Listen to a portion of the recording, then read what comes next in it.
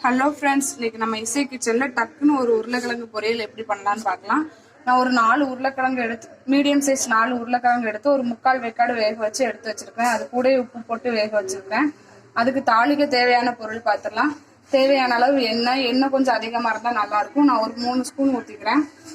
1 spoon கடுகு, ஒரு கொத்து கருவேப்பிலை, ஒரு 3 பல் பூண்டு வந்து தட்டி வச்சிருக்கிறேன். ஒரு பெரிய வெங்காயம் கட் பண்ணி வச்சிருக்கிறேன். அதுக்கு வந்து 1 ஸ்பூன் மிளகாய் பொடி, ஒரு கொஞ்சமாக 1/4 ஸ்பூன் வந்து பெருங்காய பொடி எடுத்துருக்கேன். இவ்வளோதான் இதுக்கு தேவையான பொருள். எப்படி செய்யலாம் பார்க்கலாம்.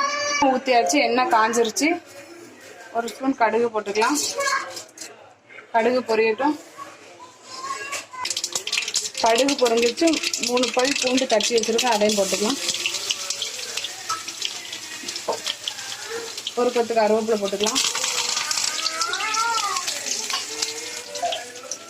கட் பண்ணி வச்சுருக்க வெங்காயத்தையும் போட்டுக்கலாம். இதை நல்லா வதக்கி விட்டுக்கலாம். ரொம்ப வதங்கணும்னு அவசியம் இல்லை, லைட்டாக வதங்கினா போதும்.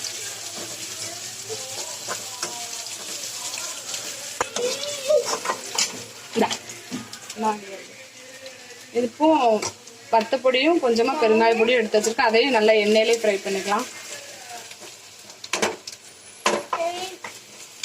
காரம் உங்களுக்கு எவ்வளோ தேவையோ அவ்வளோ போட்டுக்கோங்க. நான் 1 ஸ்பூன் போட்டிருக்கேன்.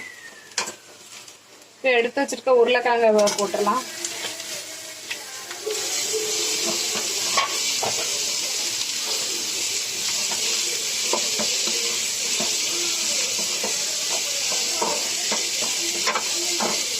நான் உருளைக்கிழங்கு கொஞ்சம் உப்பு போட்டு வேக வச்சிருக்கேன்.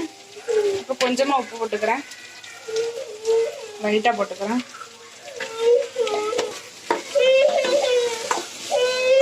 கிண்டி விட்டுட்டு ஒரு மூடி போட்டு மூடி வச்சுக்கலாம்.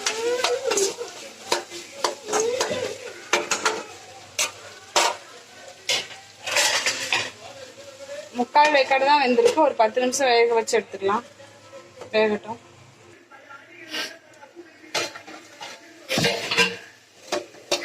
இப்போ சுவையான ஈஸியான உருளைக்கிழங்கு பொரியல் ரெடி ஆயிடுச்சு. இப்போ வாங்க பிளேட்ல எடுத்து வச்சிடலாம்.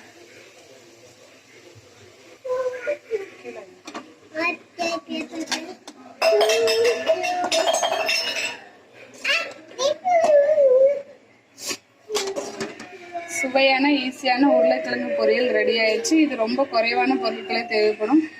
திடீர்னு டக்குன்னு யோசிச்சு பண்ணலாம். ரசத்துக்கு, தயிருக்கு, சாம்பாருக்கு நல்லா இருக்கும். இதை ட்ரை பண்ணி பாருங்க. இந்த வீடியோ உங்களுக்கு பிடிச்சிருந்தா லைக் பண்ணுங்க, ஷேர் பண்ணுங்க, கமெண்ட் பண்ணுங்க. மறக்காம சப்ஸ்கிரைப் பண்ணிடுங்க. தேங்க்யூ.